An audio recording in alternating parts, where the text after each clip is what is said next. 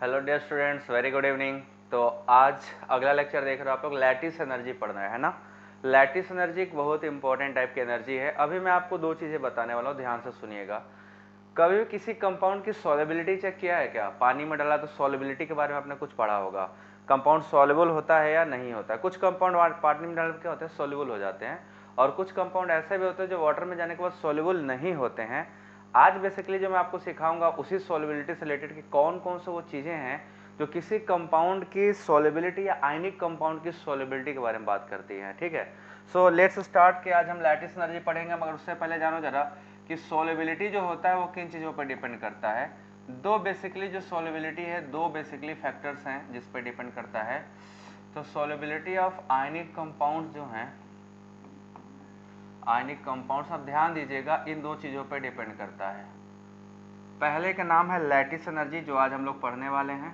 The first is lattice energy. देखते हैं क्या होता है, आपको डिटेल बताऊंगा सारी चीज़ें। लैटिस एनर्जी क्या होती है, और दूसरा जो मैं आपको बताने वाला हूँ आज, second thing, and that is called hydration energy. इसका लेक्चर अगले लेक्चर में होगा, कल होगा, बट इन दोनों के बारे में जान लीजिए। ये दो एनर्जी है जो किसी कंपाउंड को डिसाइड करते हैं कि सॉल्युबल होगा या नहीं होगा। तो एक का नाम है लैटिस एनर्जी और दूसरे का नाम है हाइड्रेशन एनर्जी। ठीक है, ये दोनों, अगर हाइड्रेशन एनर्जी ज़्यादा होगा, कंपाउंड की सॉल्युबिलिटी देखिए दो चीज़ पर डिपेंड करेगी, लैटिस एनर्जी या हाइड्रेशन एनर्जी। दो केसेस बनते हैं, अभी आगे समझ लीजिएगा। पहला है केस कि अगर लैटिस एनर्जी ज़्यादा हो गया हाइड्रेशन एनर्जी से, तो कंपाउंड इनसॉल्युबल होगा पानी में। ठीक है, पानी में डालने पे क्या होगा, ये इनसॉल्युबल होगा। और दूसरा केस बनता है कि अगर हाइड्रेशन एनर्जी ज़्यादा हो जाए लैटिस एनर्जी से, तो कंपाउंड वाटर में क्या होता है, सॉल्युबल हो जाता है। ठीक है, तो ये चीज़ों को जानने के लिए सॉल्युबिलिटी, क्योंकि हमारे सिलेबस में सॉल्युबिलिटी है, और सॉल्युबिलिटी आप तभी समझ पाओगे जब आप इन दोनों के कॉन्सेप्ट को क्लियर कर दोगे। तो आज मैं पहले आपको इसका कॉन्सेप्ट क्लियर कराऊंगा, सॉल्युबिलिटी से रिलेटेड क्या है। लैटिस एनर्जी हम लोग आज पहले पढ़ेंगे, इनसॉल्युबल होगा। ठीक है, बाकी सभी बच्चे जल्दी से ज्वाइन कर लो। जो बच्चे अभी नहीं ज्वाइन किए उनको लिंक शेयर कर दीजिए ताकि वो सभी जल्दी से ज्वाइन कर ले और हम लोग कंटिन्यू करें। ठीक है, सो let's start with the lattice energy. ठीक है, लैटिस एनर्जी, किसी को आइडिया है क्या लैटिस एनर्जी क्या होता है? अगर है तो कमेंट बॉक्स में लिखो जरा, व्हाट इज लैटिस एनर्जी। मैं आपको बताना जरा डिटेल में लैटिस एनर्जी क्या होता है। ठीक है, व्हाट इज लैटिस एनर्जी।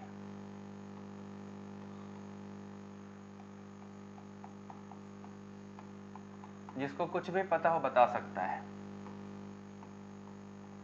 देखो, बहुत ही इंपॉर्टेंट चीज है लैटिस एनर्जी। एक्चुअली ये आयनिक कंपाउंड जब स्टडी कर रहे होते हो आपको वहां पे मिलता है। ठीक है, जब आयनिक कंपाउंड की हम पढ़ाई कर रहे होते हैं तो लैटिस एनर्जी आपको वहीं मिलता है। अब आइए देखते हैं लैटिस एनर्जी क्या होता है वन बाय वन। ठीक है, वन बाय वन देखेंगे लैटिस एनर्जी क्या है। थोड़ा बस एक मिनट, थोड़ा सही कर लूं।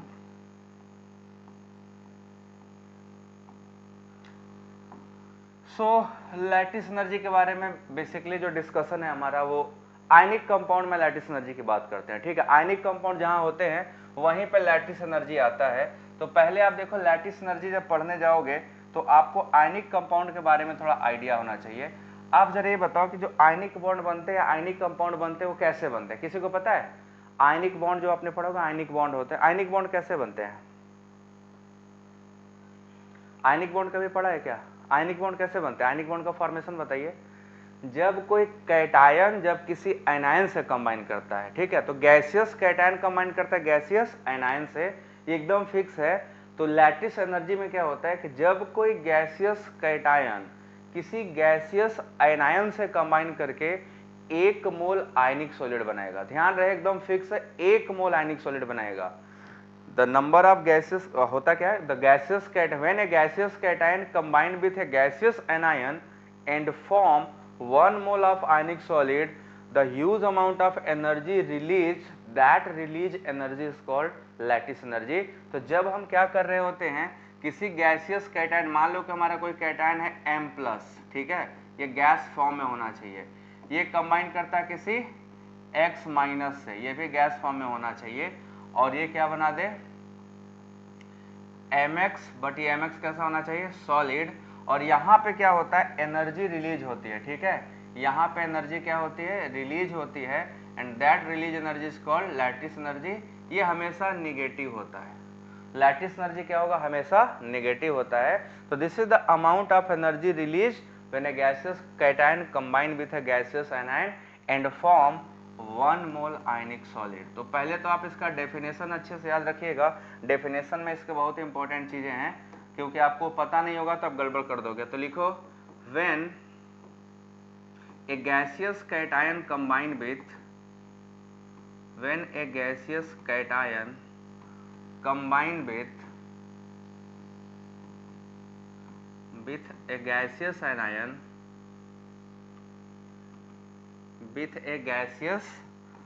anion and form 1 mole of ionic solid, 1 mole of ionic solid बनता है यहाँ पे, ठीक है। 1 mole of ionic solid, amount of energy release होती है, ठीक है। Amount of energy released, such energy is called lattice energy, is called lattice energy, shortcut में लिख दिया लैटिस एनर्जी, ठीक है। तो जब कभी कोई गैसियस कैटायन किसी गैसियस एनायन से कंबाइन करता है तो सर्टेन अमाउंट ऑफ एनर्जी क्या होती है, रिलीज होती है। उस रिलीज एनर्जी को हम लोग क्या बोलते हैं, लैटिस एनर्जी बोलते हैं। बात समझ में आया ना, लैटिस एनर्जी बोलते हैं। अब जरा देखो लैटिस एनर्जी का मैं एक आपको बेहतर एग्जांपल दे रहा हूं, अपने पास है गैसियस सोडियम कब कंबाइन करता था, गैसियस ये सोडियम कैटायन है गैस फॉर्म में, ये बच्चों कंबाइन किया था किसके साथ, गैसियस एनायन के साथ, ठीक है। गैसियस एनायन क्या था, क्लोराइड आयन। हम सब जानते हैं कि NaCl कैसे बनता है, जब Na प्लस और Cl माइनस आपस में रिएक्शन करते हैं। अब ये रिएक्शन कैसे कर रहा है, देखो ये कंबाइन होके बनाता है NaCl, नमक घर में पाया जाता है ना, ये 1 मोल बनेगा, ठीक है, 1 मोल। अब इसके 1 मोल बनने में कितनी एनर्जी रिलीज होती है पता है, this delta H equal to -788 kilo joule per mole, मतलब 788 किलो जूल पर मोल, ठीक है, 788 किलो जूल पर मोल एनर्जी रिलीज हुआ था, ठीक है, किलो जूल पर मोल, इतना अमाउंट ऑफ एनर्जी रिलीज होता है। तो जो ये एनर्जी निकली ना, ये एनर्जी जो यहाँ पे है, this energy is called lattice energy. इसी एनर्जी को हम लोग क्या बोलते हैं, लैटिस एनर्जी बोलते हैं, ठीक है। यही एनर्जी क्या है, लैटिस एनर्जी है।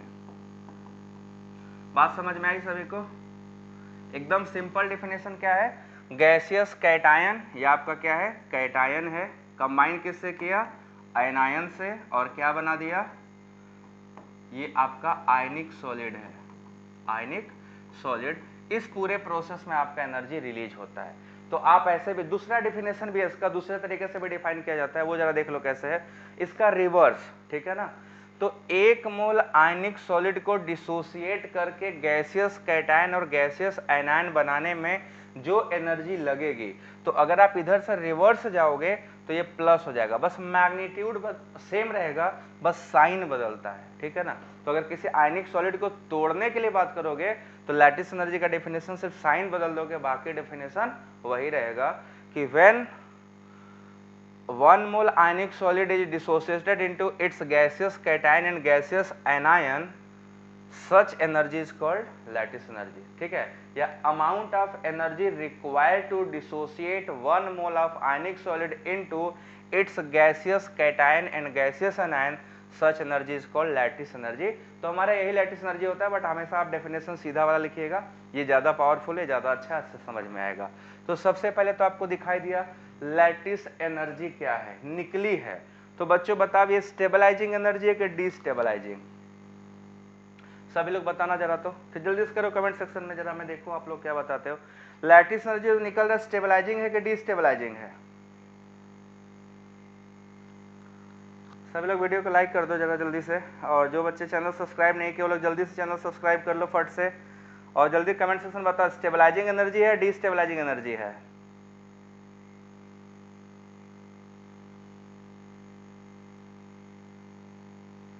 आप लोग बताइए क्या, कौन सी एनर्जी है।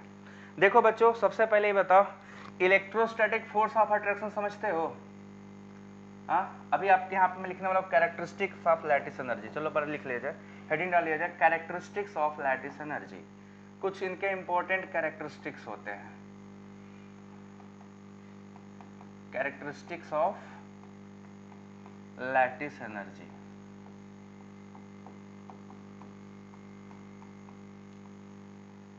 फिर हम लोग पढ़ेंगे फैक्टर कौन कौन सा है जो लैटिस एनर्जी को अफेक्ट करते हैं।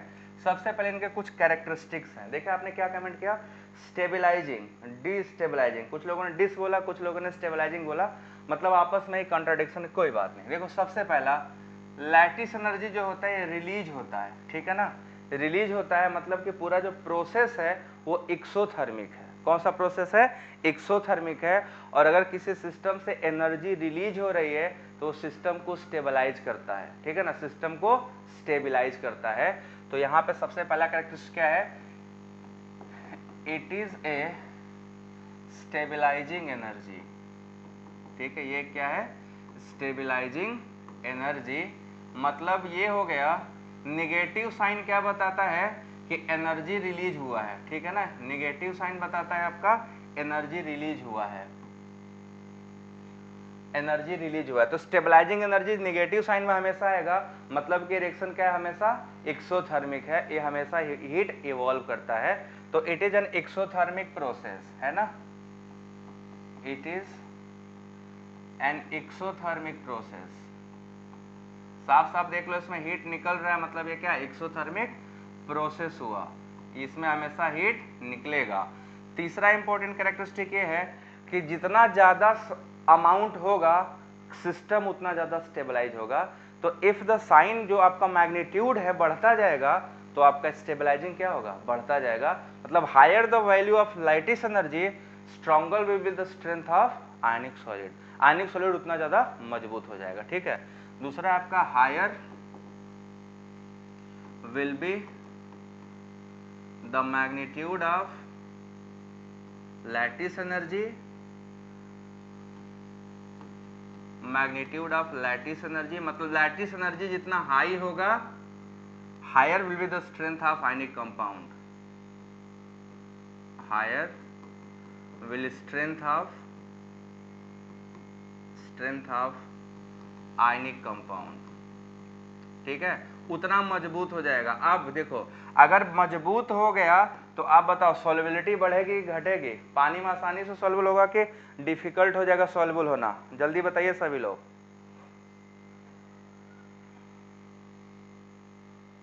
आप सभी लोग बताओ कि आयनिक कंपाउंड क्या होगा। अगर हम बात कर ले higher will be the strength, strength अगर बढ़ जाएगा देन आपको क्या पता चलेगा, क्या नया चीज सीखने को मिलेगा यहाँ पे, जिस कंपाउंड की स्ट्रेंथ हाई हो जाएगी उसकी सॉल्युबिलिटी क्या होगी, घट जाएगा, ठीक है ना।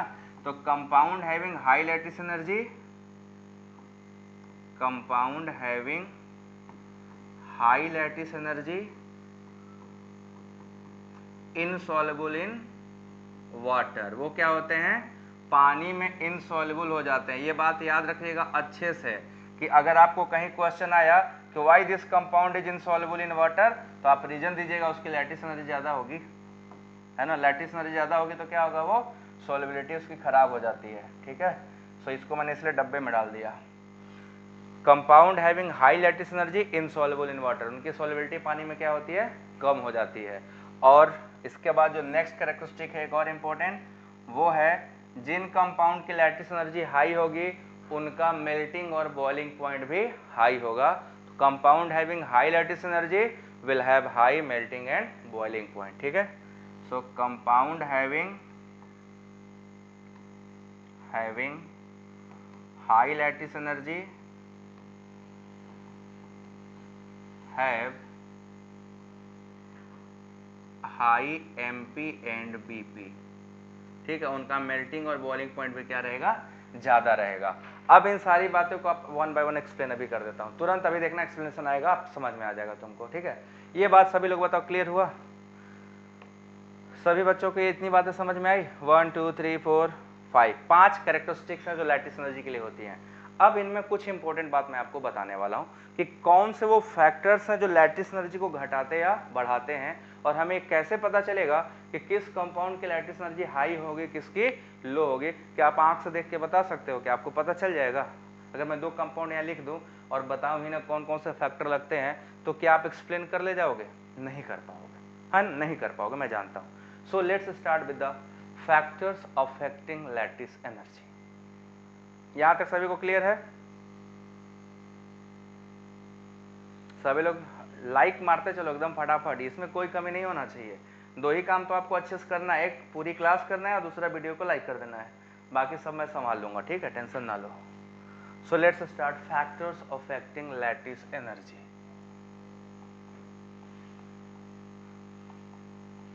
Factors affecting lattice energy. पहले आप फैक्टर पे जाने से पहले कॉन्सेप्ट को समझिए। कॉन्सेप्ट आ जाएगा तो फैक्टर तो सब अपने आप तुम ही लोग बता दोगे यार, आप सब इतने अच्छे हो क्या बता ले जाओगे। देखो सबसे पहले कॉन्सेप्ट समझो। हमने अभी एक कैटायन की बात करी है ना, हमने एक कैटायन की बात करी। एक कैटायन है हमारा जो गैस फेज में है, और दूसरा हमने एनायन की बात करी। एनायन हमेशा क्या होगा, कैटायन से बड़ा होगा, क्योंकि एनायनों की साइज क्या होती है, बड़ी होती है, ठीक। ये हमारा एनायन है और ये हमारा क्या है, कैटायन है। अब सभी आप लोग याद रखो, आपको फजांस रूल पढ़ाया था, याद है सभी को? फजांस रूल याद है ना, फजांस रूल, उसी को लगाना है अभी यहाँ पे। अब इसके बीच बताओ कैटायन क्या करेगा, एनायनों को अट्रैक्ट करेगा कि रिपेल करेगा? ये कैटायन क्या करेगा, कैटायन इन एनायनों को अपनी तरफ क्या करता है, अट्रैक्ट करता है ना, अट्रैक्ट करता है। और जब अट्रैक्ट करता है, इस फोर्स का नाम क्या होता है, इलेक्ट्रोस्टैटिक अट्रैक्शन, है ना, इलेक्ट्रोस्टैटिक अट्रैक्शन। और यही जो इलेक्ट्रोस्टैटिक अट्रैक्शन है, हम लोग इसी को आयनिक बॉन्ड बोलते हैं। इसी को क्या बोलते हैं, आयनिक बॉन्ड। अब जरा आप लोग सभी लोग अच्छे से समझ के बताओ, कैटायन को एनायन अट्रैक्ट करना है और एनायन को अट्रैक्ट हो जाना है, ठीक है। लैटिस एनर्जी कब हाई होगी, अट्रैक्ट करने वाला भी पावरफुल हो और अट्रैक्ट होने वाला भी पावरफुल हो, है ना। मतलब एक अट्रैक्ट करने वाला हो और दूसरा अट्रैक्ट होने वाला हो, तभी तो भाई मुझे अट्रैक्ट करना है और आपको अट्रैक्ट हो जाना है, तो बॉन्डिंग मजबूत हो जाएगी। अब मैं पीछे पड़ जाऊं, अट्रैक्ट करने चला जाऊं, आपको होना ही नहीं है, तो मैं पीछे पड़ा रहूंगा, अट्रैक्शन होगा ही नहीं, वहां बॉन्डिंग क्या होगी, खराब होगी ना। अब जैसे देखो नेचुरली क्या होता है, आपको कोई पसंद है ना, आपने बोला आप मुझे पसंद है, उसने बोल दिया हाँ आप भी पसंद हो, बॉन्डिंग क्या होगी, बड़ी मजबूत हो जाएगी। अब आप बोला आप मुझे पसंद हो, बोला भाग कुत्ता, मतलब कुछ भी बोल सकता है ना। तो अगर मान लो उसने भगा दिया आपको, तो बॉन्डिंग हो पाएगी, आप पीछे पड़े रहोगे, एनायन अट्रैक्शन ही नहीं दे रहा, तो जब एनायन भाव ही नहीं देगा तो अट्रैक्शन होगा नहीं। तो हमें जरूरी ये है जानना कि कैटायन एनायन को अट्रैक्ट कर रहा है, तो इसको अट्रैक्ट करने का कैपेबिलिटी हाई हो और एनायन को अट्रैक्ट हो जाने की प्रोबेबिलिटी हाई हो। तो आपने पढ़ा था पोलराइजेबिलिटी और पोलराइजिंग पावर, याद है, पोलराइजिंग पावर। एनायनों कैटायनों का क्या होता है, पोलराइजिंग पावर, और एनायनों में क्या होता है, पोलराइजेबिलिटी। अब जिसने पढ़ा होगा वो अभी तुरंत आंसर करेगा। चल बच्चों बताओ, पोलराइजिंग पावर हाई होने से लैटिस एनर्जी हाई होगी कि लो होगी, बताओ। पोलराइजिंग पावर कैटायन के हाई होने से लैटिस एनर्जी हाई होगी कि लो होगी, जल्दी से बताइए सभी लोग।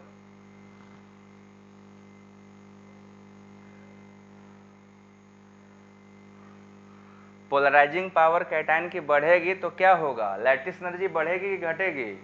फजांस रूल एकदम अच्छे से याद रखना है, फजांस रूल का ही एक्सटेंडेड एप्लीकेशन है और थोड़ा एक्सटेंशन हुआ है बस। अब देख रहे हैं आपके बैच के बच्चे थोड़े कमजोर हो गए हैं, पढ़ना नहीं चाह रहे हैं ना, क्लासेस नहीं करते, सब मोटा गए हैं। हाई होगी, वेरी गुड, बिल्कुल हाई होगी। हाई होने के पीछे का रीजन भी है ना, कैटायन इसको स्ट्रांगली अट्रैक्ट करेगा। तो एक तो पता चला हमें ना, कैटायन का साइज मैटर करेगा। फैक्टर में एक बात आ गया, कैटायन का साइज आ गया कि नहीं आ गया, कैटायन का साइज फैक्टर आ गया। अभी फॉर्मूला लिखूंगा, ये आप देखो अपने समझो ना तो बात में मजा आता है। आयनायन का पोलराइजेबिलिटी, इसकी पोलराइजेबिलिटी हाई होगी तब ज्यादा अच्छे से अट्रैक्ट होगा, या पोलराइजेबिलिटी लो होगी तब अच्छे से अट्रैक्ट होगा। कब अच्छे से अट्रैक्ट होगा, लो पोलराइजेबिलिटी में या हाई पोलराइजेबिलिटी में? अब कैटायन का हो गया, आयनायन का बताओ। आयनायनों के साथ क्या चाहिए, सीधी सीधी बात है, आयनायन जितना बड़ा होगा उतना आसानी से अट्रैक्ट हो जाएगा, कैटायन जितना छोटा होगा वो उतना आसानी से अट्रैक्ट करेगा। तो छोटा कैटायन हो तो मजा आ जाएगा और आयनायन पे चार्ज, है ना। ये दो चीजें, हाँ दोनों हाई होना चाहिए।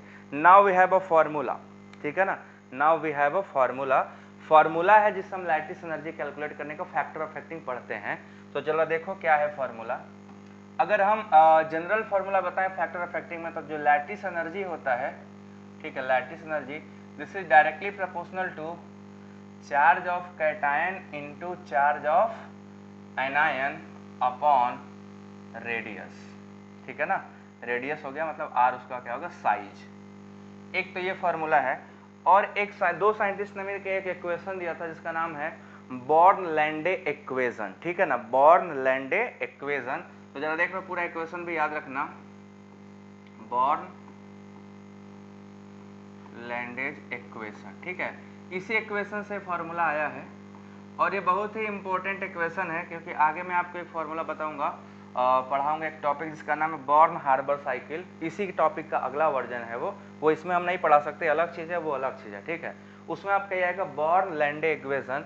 तो बॉर्न-लैंडे इक्वेशन जो था ये लैटिस एनर्जी के बारे में बताता है कि लैटिस एनर्जी अगर आप किसी को कैलकुलेट करने जा रहे हो, किसी कंपाउंड का लैटिस एनर्जी आप कैलकुलेट करने जा रहे हो, तो टोटल जो आपका लैटिस एनर्जी होता है वो होता है A into Avogadro number into charge of cation and charge of anion and e square मतलब charge of electron upon 4 pi epsilon 0 r naught internuclear distance है, और यहाँ ब्रैकेट में 1 माइनस 1/n। ये इनका फॉर्मूला है, इसको हम लोग बोलते हैं बॉर्न-लैंडे इक्वेशन, और इनके हिसाब से लैटिस एनर्जी को यू लिखा जाता है, ठीक है ना। यहाँ पर लैटिस एनर्जी को यू लिखा जाता है, यू कैपिटल यू से, ठीक।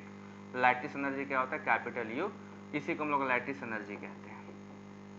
तो इनका इक्वेशन था जहाँ पे सभी टर्म क्या है, कॉमन है, हमें जो जरूरत है बाकी सभी कांस्टेंट है। देखो इसमें क्या है, ए का नाम है मेडुलम कांस्टेंट, ए का क्या नाम है, मेडुलम कांस्टेंट, एन आपका अवागाद्रो नंबर है, कैटायन का चार्ज बदल सकता है, एनायन का चार्ज बदल सकता है, ई इलेक्ट्रॉन का चार्ज जो कांस्टेंट होता है, आपका 4 का वैल्यू कांस्टेंट है, पाई का वैल्यू कांस्टेंट है, एप्सिलॉन 0 कांस्टेंट है, सिर्फ रेडियस घट या बढ़ सकता है। तो जिसके अंडर मैंने येलो कलर लगाया है सिर्फ वही फैक्टर वेरिएबल है, बाकी सभी फैक्टर क्या है, कांस्टेंट है। और ये भी क्या होता है, एन भी कांस्टेंट होता है, इसको लोग बॉर्न-लैंडे एक्सपोनेंट बोलते हैं, ठीक है ना। तो इन सब में बाकी सॉरी उसको नहीं करना था ना, जिसको मैं येलो कलर से पेंट किया हूँ नीचे, सिर्फ यही वेरिएबल है, बाकी सब कांस्टेंट हैं, और कांस्टेंट की वैल्यू दी होती है। तो पूरे फॉर्मूले में जो सिर्फ चेंज हो सकता है वो जेड प्लस, जेड माइनस और आर चेंज हो सकता है, बाकी सबकी वैल्यू क्या होती है, कांस्टेंट होती है। तो हम यहाँ से अब अप्लाई करके अपना फॉर्मूला और काम करने वाले हैं, ठीक है ना। तो हमें साफ साफ दिखाई दे रहा है साइज ऑफ आयन और दूसरा चार्ज ऑफ आयन, इन दोनों पर लैटिस एनर्जी डिपेंड कर रहा है ना। इस फॉर्मूले से आपको क्या समझ में आ रहा है, जेड क्या है, चार्ज ऑफ आयन, चाहे कैटायन का चार्ज हो चाहे एनायन का चार्ज हो, और दूसरा क्या है, साइज ऑफ आयन। ये दोनों चीजें मैटर करेंगे जब हम लैटिस एनर्जी कैलकुलेट कर रहे होंगे। बताओ सभी लोग को समझ में आया, ये फॉर्मूला समझ में आया, फॉर्मूले से समझ में आया क्या करने वाले हैं हम लोग। ए का नाम है मेडुलम कांस्टेंट, एन है अवागाद्रो नंबर, ये आपका चार्ज ऑफ इलेक्ट्रॉन है, और एन क्या है, बॉर्न-लैंडे एक्सपोनेंट है, ठीक है। वहाँ पर इलेक्ट्रोस्टैटिक अट्रैक्शन होता है, उसका एक्सपोनेंट होता है, उसकी वैल्यू दी होती है। तो इसमें आपको ए की, एन ए की, एप्सिलॉन की वैल्यू और ई की और एन की वैल्यू दी होगी। जेड प्लस, जेड माइनस और आर नॉट ये अलग होता है, ये वेरिएबल होते हैं, ठीक है, ये वेरी करते रहते हैं। सो यहाँ तक क्लियर है, अप टू दिस सबको क्लियर, आगे चला जाए ना। अब देखो फैक्टर में आपको 3 फैक्टर मिलेंगे, है ना, 3 फैक्टर। एक्चुअली इस इक्वेशन से फिर मैं इक्वेशन को फिर से लिख दूं कि हमारा जो लैटिस एनर्जी है वो दो चीज पर डिपेंड कर रही है, Z plus charge of cation into charge of anion upon size of cation और साइज ऑफ एनायन, इन दोनों पे। तो हमारा फैक्टर हो गया पहला साइज ऑफ आयन, अब साइज ऑफ आयन में आपका कैटायन एनायन दोनों आ जाएगा, और दूसरा फैक्टर हो जाएगा charge of ion, charge of ions, ठीक। अब आयन में कैटायन एनायन दोनों चलेंगे, ये दो फैक्टर को हम लोग इलोबरेट करने वाले हैं। अब जरा आप लोग बताओ, अगर हम पीरियोडिक टेबल की बात करें बच्चों, तो अगर हम इस ट्रेंड को पीरियोडिक टेबल में लगाएं, ठीक है, लैटिस एनर्जी का जो ट्रेंड है, तो पीरियोडिक टेबल में लगाएंगे तो आप बताओ लेफ्ट टू राइट क्या होगा और टॉप टू बॉटम क्या होगा। अगर हम बोल दें कि हमारा पीरियोडिक टेबल ये है यहाँ से, ठीक है, अगर हम इधर लेफ्ट जाते हैं, इस साइड हमारा लेफ्ट हो गया है ना, this is our left, to right, ये हमारा लेफ्ट टू राइट हो गया, और इधर नीचे जाएंगे टॉप टू बॉटम हो जाएगा। तो अब बताओ टॉप टू बॉटम जाने पे क्या होना चाहिए लैटिस एनर्जी, और अभी जो सामने आपके इक्वेशन उसके ये है आपका बॉटम, इधर है आपका टॉप, टॉप से हम कहाँ जा रहे हैं बॉटम, ये आपका लेफ्ट है और ये आपका क्या हो गया राइट। तो आप बताओ अगर हम लेफ्ट टू राइट जाते हैं पीरियोडिक टेबल में तो लैटिस एनर्जी क्या होना चाहिए, और टॉप टू बॉटम जाते हैं तो लैटिस एनर्जी क्या होना चाहिए।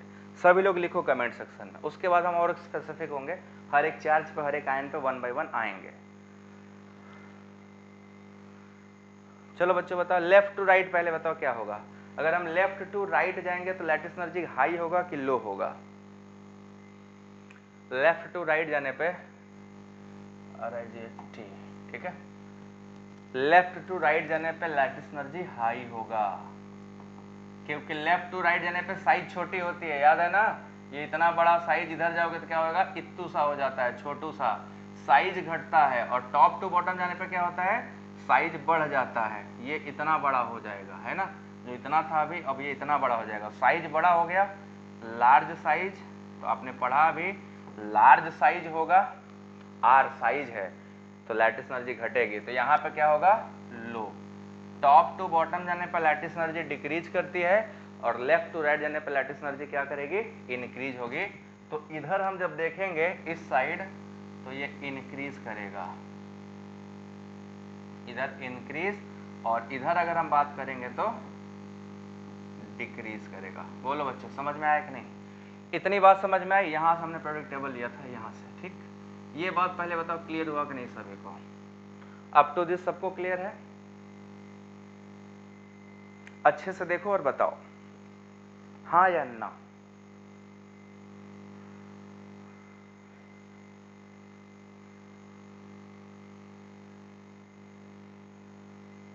अब हम लोग एक एक करके पढ़ेंगे, पहले साइज ऑफ आयन में, साइज ऑफ आयन के बाद चार्ज ऑफ आयन, उसके बाद बात करेंगे 1 बाय 1।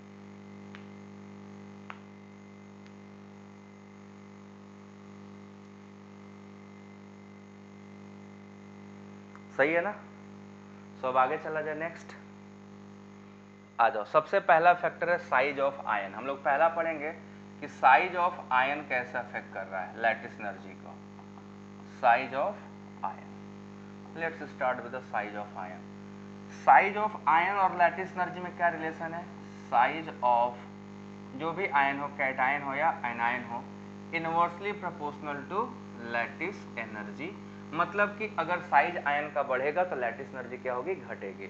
अब आप लोग बताओ, मान लो हमने यहाँ पे LIX x को फिक्स कर दिया, फिर हमने NaX लिया, फिर हमने NX के बाद KX लिया, फिर RBX लिया रुबिडियम हाइलाइट, और हमने लास्ट में सीजियम हाइलाइट लिया जहां पे X इक्वल टू क्या है क्लोरीन। तो इसमें सबसे हाईएस्ट लैटिस एनर्जी किसका होगा, जिसका साइज सबसे छोटा है तो इसका सबसे ज़्यादा होगा, फिर इसका होगा, फिर इसका होगा, फिर इसका होगा, क्योंकि हमने क्या देखा है टॉप टू बॉटम जाने पर लैटिस एनर्जी क्या होती है बच्चों, टॉप टू बॉटम जाने पर लैटिस एनर्जी क्या होती है, सबने पढ़ा था टॉप टू बॉटम जाओगे लैटिस एनर्जी घटती है, क्लियर है कि नहीं, साइज बढ़ती है ना, तो सीजियम सबसे बड़ा होगा अपने ग्रुप में तो इसकी लैटिस एनर्जी क्या होगी मिनिमम होगी, या लिथियम हाइलाइट सबसे छोटा है तो इसकी लैटिस एनर्जी क्या होगी सबसे ज्यादा, क्लियर, ये पहला हो गया। दूसरा आप सभी लोग बताओ, अगर हम लेफ्ट टू राइट जाएं तो लिथियम क्लोराइड और बेरिलियम क्लोराइड में किसकी लैटिस एनर्जी ज्यादा होगी, बताइए सभी लोग, लिथियम क्लोराइड और बेरिलियम क्लोराइड में किसकी लैटिस एनर्जी ज्यादा होगी और क्यों होगी, इन दोनों में बता सकता है कोई, बेसिक रीजन क्या है,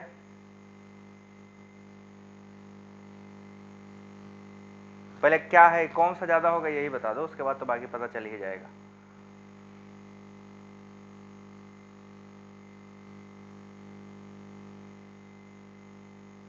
पक्का बेरिलियम क्लोराइड की ज्यादा होगी, क्योंकि बेरिलियम क्लोराइड क्या है साइज छोटा है, लेफ्ट टू राइट गया ना, लिथियम के बाद बेरिलियम आता है, तो अगर हम प्रोडक्ट टेबल में लेफ्ट टू राइट जाएंगे तो क्या होगा लिथियम के बाद बेरिलियम आएगा, और बेरिलियम का साइज क्या है छोटा है, तो जिसका छोटा है वो आपका ज्यादा लैटिस एनर्जी, तो बेरियम क्लोराइड का लैटिस एनर्जी क्या होगा ज्यादा। तो पहला फैक्टर सबको समझ में आया, साइज ऑफ आयन सभी को क्लियर है साइज ऑफ आयन? ये पहला फैक्टर है, साइज ऑफ आयन बढ़ेगा लैटिस एनर्जी बढ़ेगी। ठीक है, आगे चला जाए। आपको एक डिटेल भी बता दूं, अगर हम लिथियम फ्लोराइड और सीजियम फ्लोराइड को बात कर लें, लिथियम फ्लोराइड और सीजियम फ्लोराइड में, तो लैटिस एनर्जी देखो क्या है, लिथियम फ्लोराइड और सीजियम फ्लोराइड में किसका ज़्यादा होगा पहले ये बता दो आप सभी लोग। मैं डेटा के साथ आपको बता दूं, लिथियम फ्लोराइड है और एक है आपका सीजियम फ्लोराइड। इसका जो लिथियम फ्लोराइड का लैटिस एनर्जी है वो है -1004 और इसका है -527, -527। ये इन दोनों का लैटिस एनर्जी है। तो हमें तो पहले से भी पता है कि लिथियम फ्लोराइड साइज में छोटा है, सीजियम फ्लोराइड साइज में बड़ा है, तो जो साइज में छोटा है उसका लैटिस एनर्जी ज़्यादा होगा और सीजियम का क्या होगा, कम होगा। ये आपका पहला हो गया। This is the first factor which we have discussed here. Now second factor पे जो चार्ज ऑफ आयन, ठीक है। नाउ दूसरा हमारा फैक्टर है चार्ज ऑफ आयन। सभी लोग देखते रहो अच्छे से, ठीक है, सबको समझ में आएगा। चार्ज ऑफ आयन, अब चार्ज ऑफ आयन में हमारे पास कैटायन भी है और एनायन भी है, तो एक एक को कांस्टेंट करेंगे और दूसरे को बढ़ाएंगे, ठीक है ना। एक को कांस्टेंट और दूसरे को बढ़ाएंगे, तो पहले हम विथ रेस्पेक्ट टू कैटायन करेंगे, ठीक है ना। तो इसमें हम देखेंगे चार्ज ऑफ कैटायन, पहले कैटायन का चार्ज देख लेते हैं, फिर एनायन का चार्ज देख लेंगे, ठीक है ना। तो अगर हम चार्ज ऑफ कैटायन बढ़ाएंगे तो सीधा सीधा है लैटिस एनर्जी जो होगी वो डायरेक्टली प्रोपोर्शनल हो जाएगा चार्ज ऑफ कैटायन के, ठीक है। चार्ज ऑफ कैटायन, कैटायन पे चार्ज बढ़ेगा लैटिस एनर्जी बढ़ेगी, सीधी सीधी बात है। अब देखिए आप सभी लोग ध्यान से देखिए, हमारे पास एक लिथियम का क्लोराइड है, दूसरा लिथियम का नहीं दूसरा लेते हैं, सोडियम क्लोराइड है NaCl, दूसरा है हमारा मैग्नीशियम क्लोराइड MgCl2 और तीसरा है AlCl3। अब बताओ इन तीनों में से किसका लैटिस एनर्जी हाईएस्ट होगा? इन तीनों में किसका लैटिस एनर्जी बच्चों सबसे ज्यादा होगा? देखो और बताओ। 1 2 3 करके आप आंसर कर सकते हो कि 1 2 3 3 2 1 ऐसे बता सकते हो, ठीक है।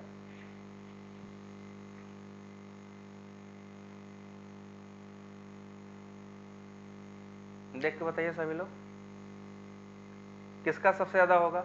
तो हमें पता है एल्यूमिनियम में यहाँ पे एल्यूमिनियम 3+ चार्ज है, मैग्नीशियम 2+ चार्ज है, सोडियम 1+ है।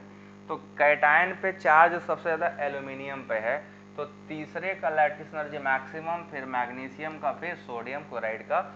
जिसका ज़्यादा चार्ज उसका ज़्यादा लैटिस एनर्जी।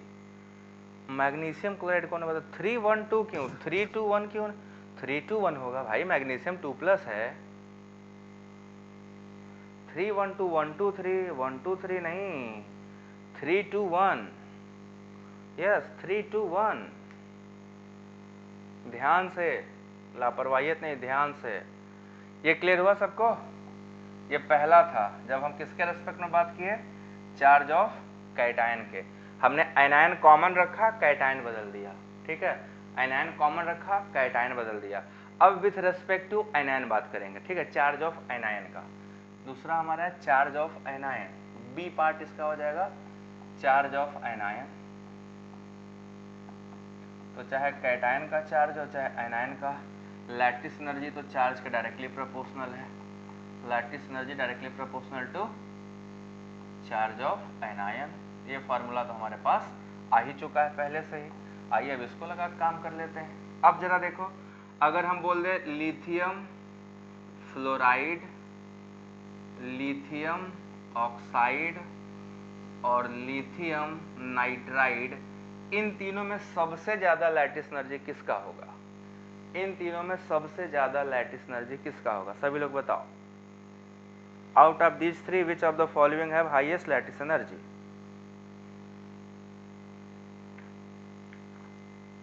बताइए सभी लोग।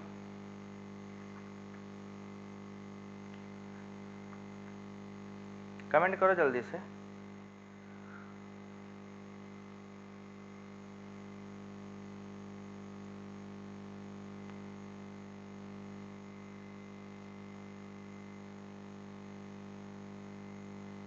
वन का क्यों होगा?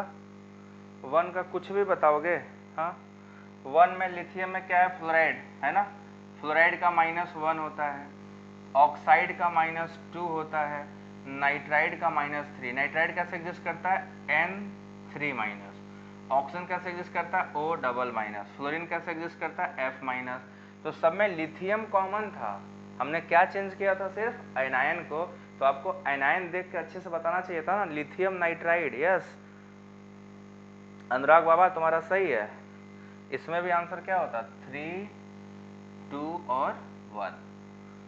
क्लियर हो गया सारा कॉन्सेप्ट लैटिस एनर्जी का, कैटायन साइज का, एनायन साइज का। क्वेश्चन दे रहा हूँ, क्वेश्चन को अरेंज करिएगा, ठीक है। 2 क्वेश्चन दे रहा हूँ, दोनों क्वेश्चन को अरेंज करिएगा अच्छे से। हाँ एक चीज और ध्यान रख लो, एक नोट लिखना, ठीक। एक नोट लिखवाने जा रहा हूँ, पहले ये बताओ सभी को समझ आ गया कि नहीं। आ गया तो हैंड रेस करो फट से। अब जो क्वेश्चन देना बहुत इंपॉर्टेंट क्वेश्चन है, एक नोट दूंगा उसके बाद क्वेश्चन दूंगा, ठीक है ना।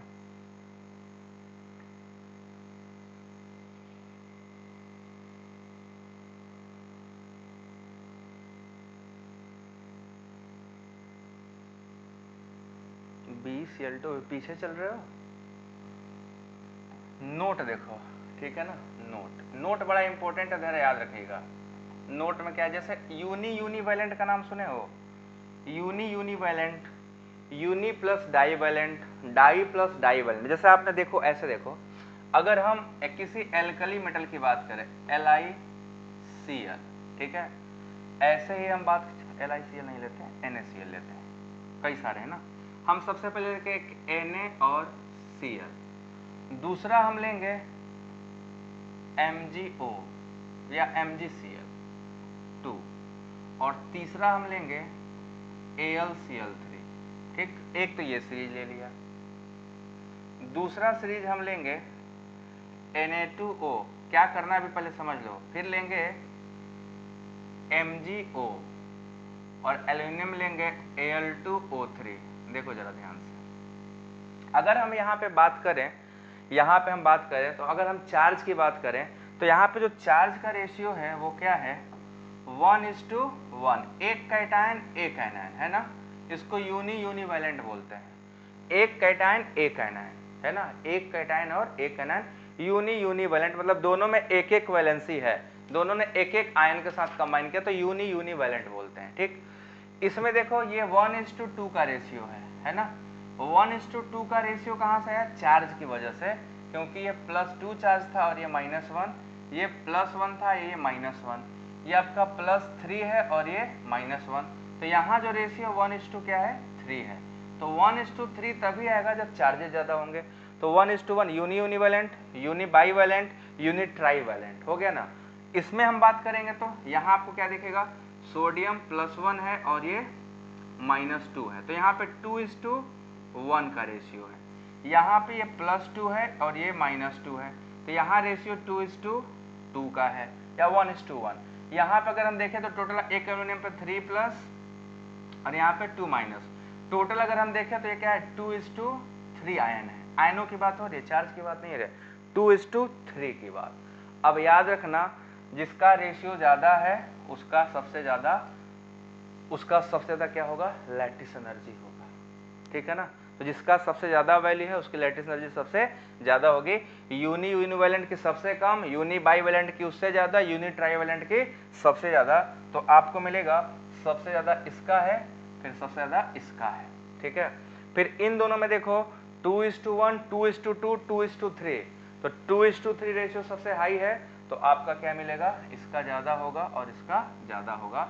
तो जब भी आप चार्ज की बात करोगे जरूर देख लेना कि आयनों का रेशियो क्या है, जिसका रेशियो मैक्सिमम मिलेगा उसकी लैटिस एनर्जी क्या होगी, ज्यादा होगी, ठीक है ना। सो ये आपका बहुत अच्छे से समझना जरूरी है। ये आपका यूनिवैलेंट, ये यूनिडाइवैलेंट, यूनिट्राइवैलेंट, डाई यूनिवैलेंट, डाईवैलेंट, डाईट्राइवैलेंट। तो जैसे जैसे रेशियो 1:2 बढ़ता जाएगा, 2:2, आपका वहां पर लैटिस एनर्जी क्या होगा, उसके करस्पॉन्डिंग बढ़ेगा। बात समझ में आ गया सभी को। अब बस 2 क्वेश्चन दे रहा हूं, दोनों क्वेश्चन को देख के सॉल्व कर दो, फिर खत्म है लेक्चर, ठीक। 3 क्वेश्चन है। क्वेश्चन है अरेंज फॉलोइंग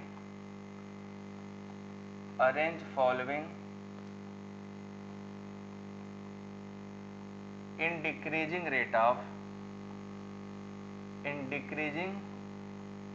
लैटिस एनर्जी, ठीक है, रेट नहीं है, इन डिक्रीजिंग लैटिस एनर्जी, घटते हुए एनर्जी के लैटिस एनर्जी के क्रम में अरेंज करिए, डिक्रीजिंग लैटिस एनर्जी। अब सबसे पहले आपके सामने है क्वेश्चन हमारे पास, sodium fluoride, NaF, beryllium oxide, magnesium oxide और स्ट्रोंशियम ऑक्साइड SRO। एक क्वेश्चन ये हो गया, पहले इसको अरेंज करो, ठीक है आप सभी लोग, इसको अरेंज करो A। देन आ जाओ बच्चों B पे, जो B है इसमें हमारे पास 3 है, कैल्शियम, बेरिलियम और टाइटेनियम, ठीक है, कैल्शियम, बेरिलियम और टाइटेनियम है, कैल्शियम का ऑक्साइड है, बेरिलियम का ऑक्साइड है और TiC है, टाइटेनियम कार्बाइड बोलते हैं, ठीक है। इनको अरेंज करो 1 2 3 4, इसको मान लो 1 2 3 4 ऐसे, इसको 1 2 3 और इनको डिक्रीजिंग लैटिस एनर्जी के क्रम में अरेंज करिए। चलिए लग जाइए सभी लोग तो काम पे, फटाफट बताइए जल्दी से। ये बेरिलियम नहीं, इसको बेरियम लिखना है, ठीक है, ये बेरियम ऑक्साइड है, BaO, ठीक, barium oxide. Now let's proceed, पहले देखते हैं क्या है। 2 3 1, पहले वाले में बताया गया 2, भाई ऊपर 4 है तो चारों बताओगे ना, 2 3 1 3 कैसे, 4 ना, चारों को बताइए।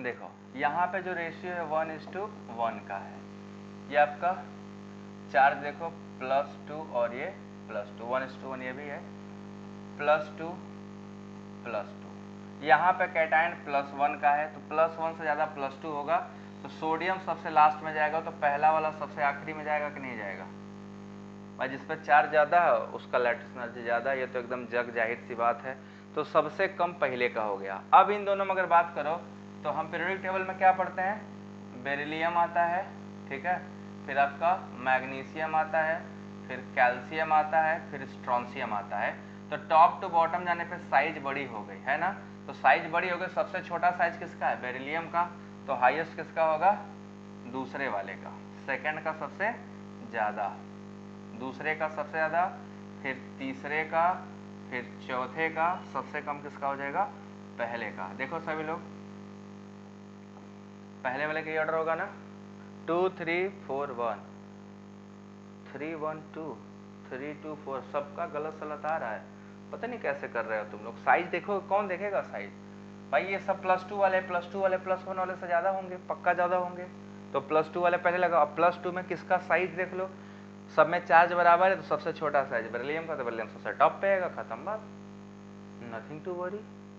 और इसमें देखो यहाँ पे कार्बन -4 होता है, टाइटेनियम +4 होता है, बेरियम +2 है और कैल्शियम भी +2 है, तो स्ट्रोंशियम के बाद लास्ट में सबसे ज़्यादा बेरियम आता है, तो हम +4 वाले को सबसे पहले रखेंगे ना, तो टाइटेनियम कार्बाइड सबसे टॉप पे रहेगा, उसके बाद कैल्शियम ऑक्साइड रहेगा, फिर बेरियम ऑक्साइड रहेगा, दैट्स ऑल। बेरियम क्योंकि कैल्शियम से बड़ा है तो उसकी लैटिस एनर्जी क्या होगी, कम होगी, क्योंकि साइज बड़ी होगी तो लैटिस एनर्जी घटेगी, तो इसमें क्या हो जाएगा ऑर्डर आपका 3 1 2, तो 3 1 2 किसी बच्चे ने बताया था,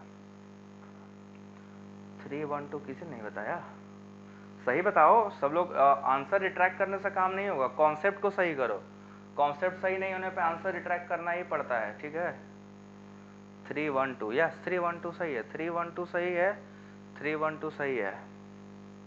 so this is all about the lattice energy. I hope कि आप सभी लोगों को समझ में आया होगा। सो आज आपका लैटिस एनर्जी कंप्लीट हो गया, ठीक है। अब कल हाइड्रोजन एनर्जी करेंगे और बॉर्न-हार्बर साइकिल, फिर इस टॉपिक को खत्म करेंगे, यूनिट 1 खत्म हो जाएगा, फिर चलेंगे यूनिट 2 पे, ठीक है। सो क्लियर टू एवरीबॉडी, आज की सभा संपन्न करने का टाइम हो गया है, ठीक है।